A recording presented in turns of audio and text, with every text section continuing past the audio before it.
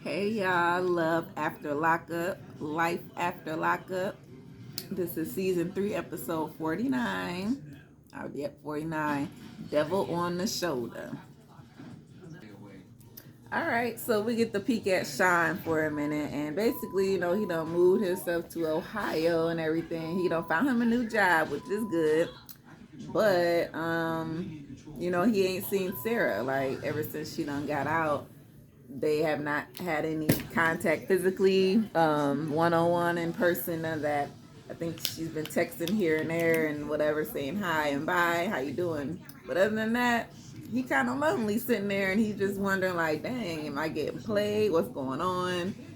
So he's talking to Kelly because, of course, um, they've always remained friends, and of course that's his baby mama. So um, that kind of keeps him, or at least it gives him somebody to talk to who can kind of give him some advice, whether he gonna listen or not.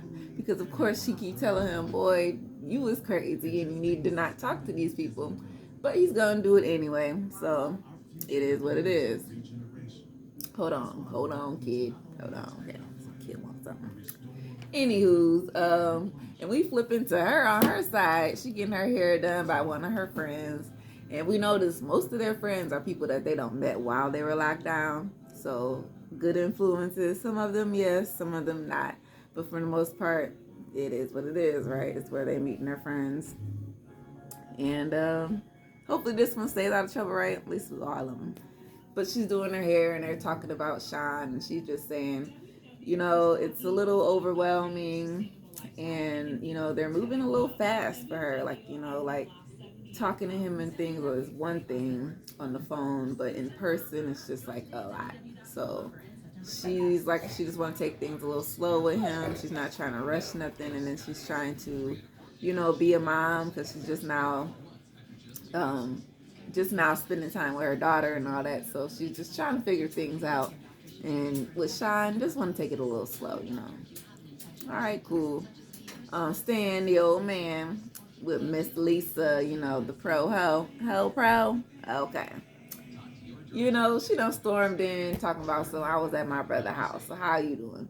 He's like, I'm doing all right. How you doing? You look good and everything. Okay, yeah. So basically Lisa breaks it down. So she's like, look, Stan, you being disrespectful. You talking to these other girls, Leah, Tia, Tamara, I don't know, but it ain't me. So Tina, is that was the name? Tina, I think it was Tina. But basically, right, I thought we was exclusive. And he like, well, I never said that we was exclusive. And she like, well, I mean, I'm living here. What you think? I thought this is what we was doing. It's just me and you, and we supposed to move forward, and then possibly if you want to get married and all that bullshit, right? Okay.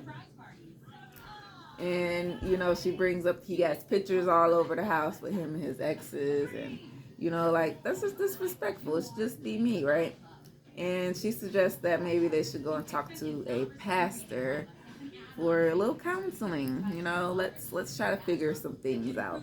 Um, if they want to move forward in this relationship, because with Lisa, I think she's just, it's 50-50. Like, she's on the fence because she's like, Stan is cool and all. He was one way when she was locked up, but now that she's out, it's like a whole another personality that she's just not too sure if this is just what she wants to do. Like, it was all fun and everything, but geez, do I really want Stan?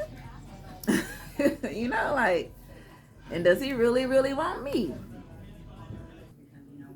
Okay, so Christiana and John, since they agreed they was gonna get married and everything, they done found them a venue, and John, while he's paying for the place with his 3 credit cards, um, Christiana done stepped outside, and she talking about she missed her sister and she want to talk to her. She want to invite her to the wedding, which I guess kind of makes sense because you kind of want your whole family there. But with the situation with her and John, it's a little weird. But she calls her anyway, but she don't answer. So in her mind, she's thinking like, well, maybe my sister is back on drugs and stuff, because they kind of like the same person where they be in and out of jail, on and off the crack, and just be lost sometimes. So maybe Tara is lost right now. And of course, she let John know like, hey, I think I'm gonna invite Tara. And he like, you think that's a good idea? He not too sure about it. But if, what your wife want, pretty much what the wife gonna get. So we'll see how that goes if they find her. Marcelino, he mad and everything, of course, about the money because it's gone. So now the next plan is what we're gonna do. Him and Brittany trying to figure this out, and Brittany like, well, I think the only thing we can do is literally just go knock on the door and say, hey, what's going on? Where the money at? Where you at? What's, what I'm saying? Hello, why you answering our phone calls? Because why wasn't that the first thing that they thought of, Pretty much, since he is MIA at this moment, they're kind of thinking that maybe he done went back on drugs as well. I don't know what's up with this drug issue. A lot of these people kind of do got some problems with that. Because if he is on the drugs, what is he going to act like? Like, Brittany don't know him like that. So he could flip out. He could be violent. Can he understand? Is he going to be belligerent or is he going to be slurred and sluggish? Like, what is this dude going to do? Or did he spend the money already? I don't know if he can spend that much on some crack or whatever they do. Might be heroin or meth, because they in, I think, Las Vegas. So it could be anything, to be honest. It could be anything. But, yeah, where's the money?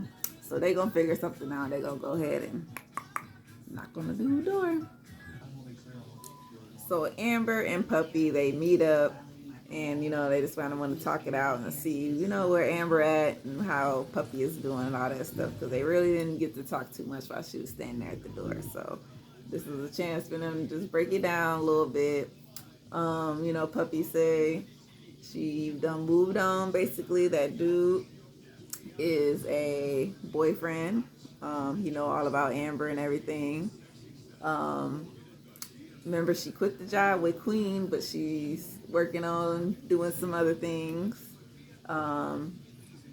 Still drinking, but maybe just not so bad, like she was, not wilding out.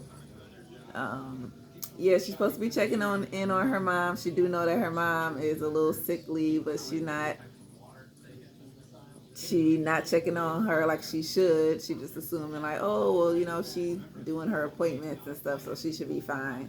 And we're like, nah, you might want to go call her and check on her, because I seen her and she don't look too good. Like, so that means you ain't seen her, so go ahead and check on your mama. And Puppy just is trying to move on, because she feel like Amber just was only gay for stay while they was up in the prison, and that Amber was just a lot different while they was in prison. But because that they were friends, it's like, well, I still want to be your friend. We just won't have to be like lovers and all that type of crap, but let's just try to be cordial and be cool. It's just Amber don't want to be around people that's gonna make her go back to jail. That's all. Because Amber on probation for life. Like, she got her and her mama, they on, it's like what was it called? Like a 25 year. She on probation for like 25 years or something like that. So that's like all her life. So she knows she can't do nothing, okay? Or she going back. So, but she's still talking to Sammy. And not Amber, but Puppy, she don't really like Sammy like that, because she knows Sammy a little rough around the edges. He could be violent, and plus he be drinking too. So what's the difference, right? And Amber just suggests like, okay, well, how about we go on a double date, and I get to meet your dude, because she want to be nosy now. Like, let me see if he right for you. I'll let you know. And yeah, Puppy like, whatever, but we'll go on a double date and see how this goes. Because Sammy know about Puppy too.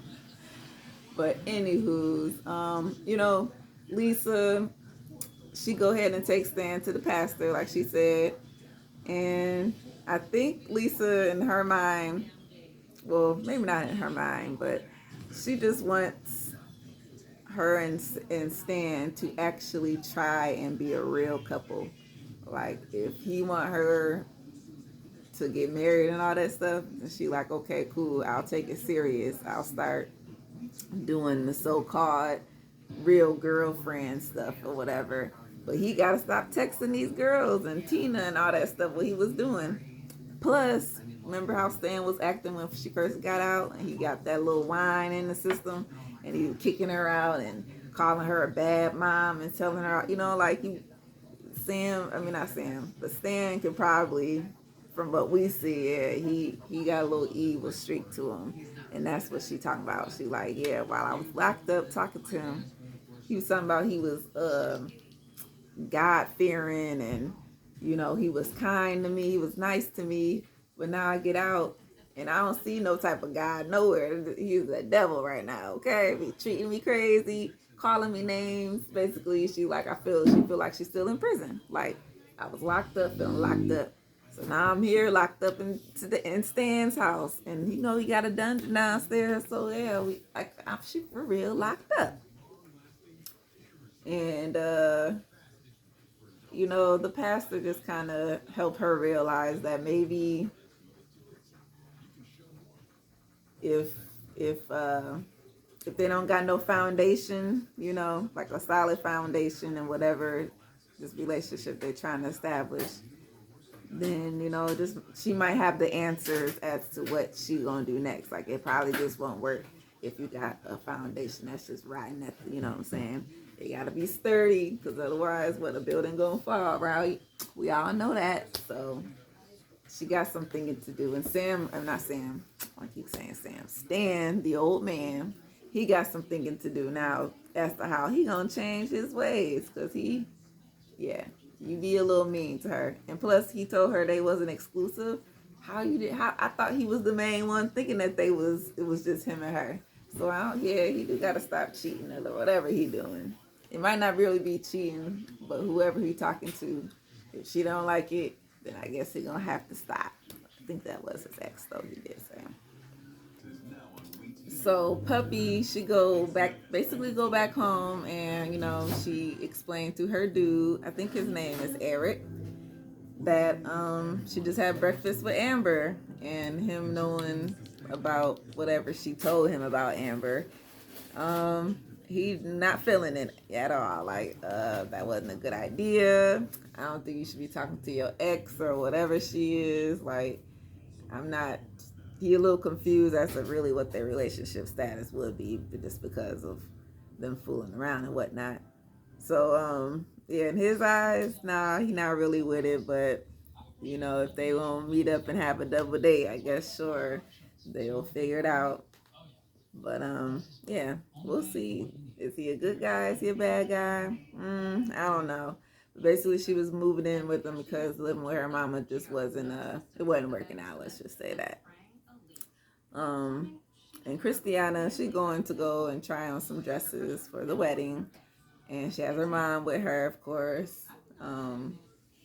She did invite Tara, but where is Tara?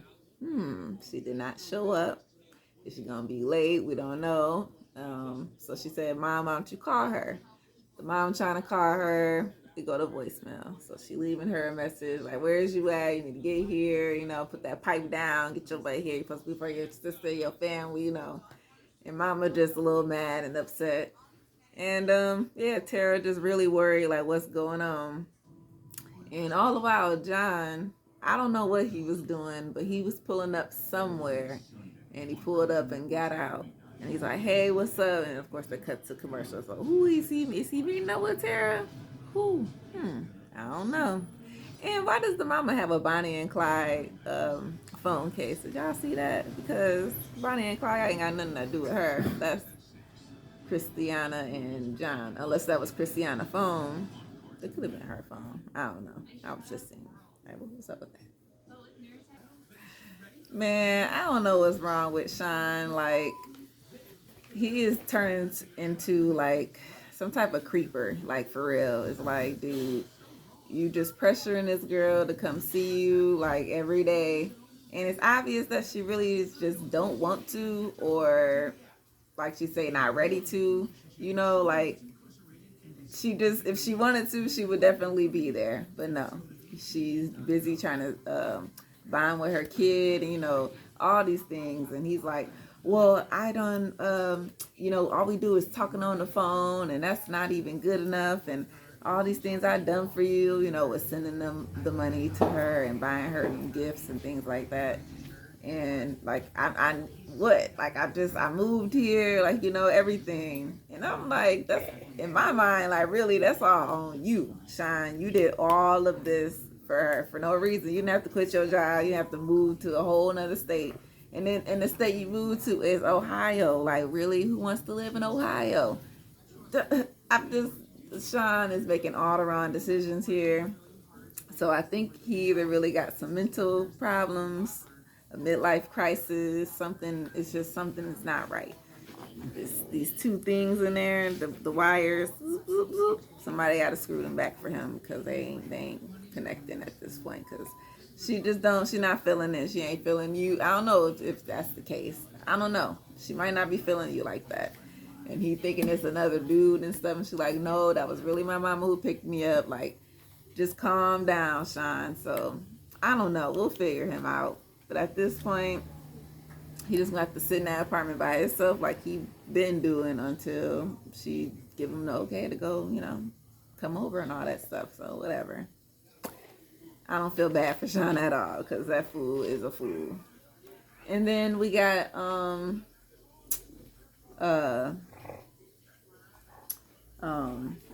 shoot, who was this? Who was that? This was on there. I don't forget. Hold on. Oh yeah, Marcelanio and Brittany. So basically, they meet up with the people, her little group friends who was part of this whole investment. And we're just gonna pull up, knock on the door, because they got furniture and all. Like, they bought, when they started this house, they bought everything. They got the house, they got the furniture, they got everything they needed for it with this money. So let's go get it. They got the U-Haul and everything. They pull up. Robert is there. He answered the door, but he closed it right back. Like, nah, you ain't getting nothing. I ain't coming out. Y'all ain't getting nothing. They like, yeah, they banging on the door and just yelling at him like, we need our stuff. This is our stuff. It's an eviction going on anyway. So, you know, whatever. And Robert is like, nope. He barricading himself up in there. They probably should just call the police so that the police could have been there. And then they could have been like, okay, I got a lease. Y'all got the key or whatever. The people come up in the door. Let us get our stuff and then deal with Robert and what he got to do. So the way that he acting, yeah, maybe he is back on drugs. And if it's more than one person up in that house, it's possible that he done spent most of that money now. Because if you by yourself, you ain't gonna really spend that much, I think. But if you got friends, you know, $20 a rock go a long way now. You know, we all sharing and they all, yeah, nope. And you ain't paying the bills, I'm sorry to say that money is either halfway gone or all the way gone. So it's unfortunate. And that was the show. Life After Lockup, Love After Lockup, season 3 is going on forever. And we'll get to the next week or something. All right, peace out. Bye.